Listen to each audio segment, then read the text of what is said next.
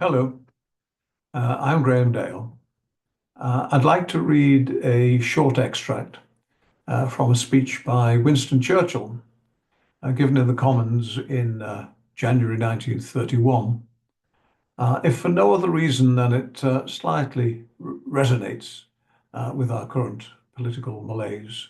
I'll need to read it to you if you'll forgive me that, and also forgive me the element of theatricality which I think the reading should have.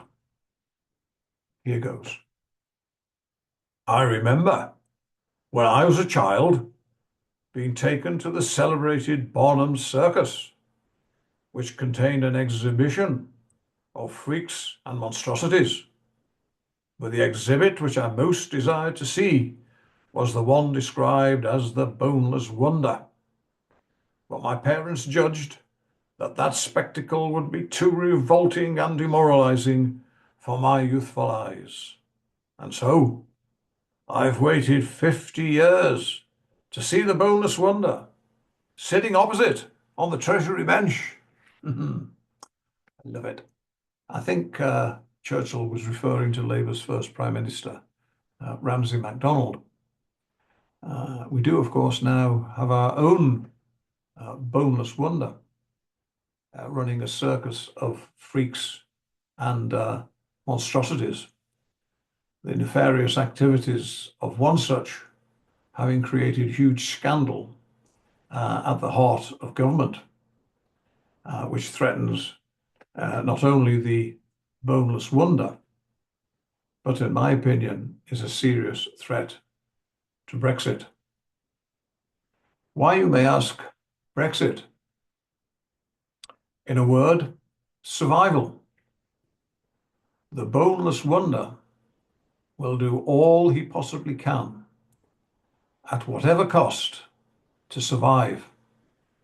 He must know that his position is untenable and that he's finished, and that he continues as primus inter pares through the indulgence of his cabinet, and continues as leader of the party through the indulgence of the PLP, and to keep them both in line or on side, he needs to appease them. And the way in which he will appease them is through Brexit. In January, in the annual Jamboree Davos, Rachel from Accounts made a speech in which she acknowledged that Britain had entered into several major trade deals since leaving the European Union, and consequently, we cannot turn back time. The implication being, of course, that Labour's statement in its manifesto that they would not join the customs union or the single market stands. However, within a matter of weeks, in another speech, this time in London, Rachel announces that Britain must trade more with the EU, must get closer to the EU, and this is the biggest prize, indicating to me certainly that we're moving or will be taken closer and closer to the European Union, to the single market. And only a matter of days ago, on the 14th of February, the Boneless Wonder himself made a speech at the Defense and Security Conference in Munich and managed to bring into it reference to Britain joining the single market.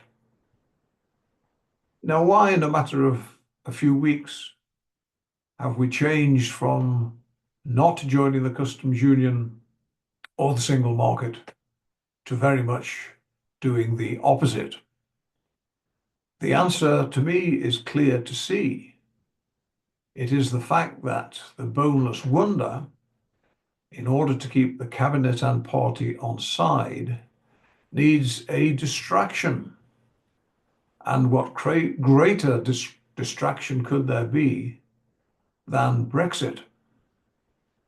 It seems clear to me that the Boneless Wonder will now embark on a process of closer and closer move to joining the European Union.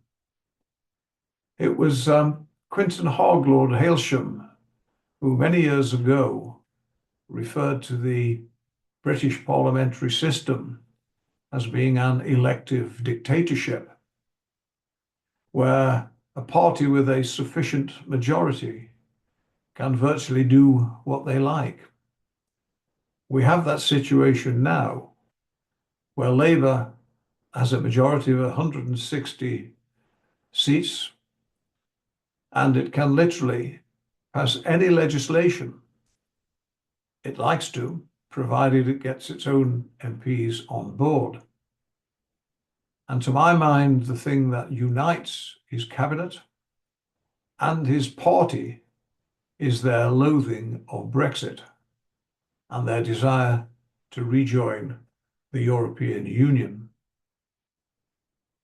I do feel that because of Labour's majority, they will ignore their manifesto commitment, and they will ignore basic democratic fundamentals.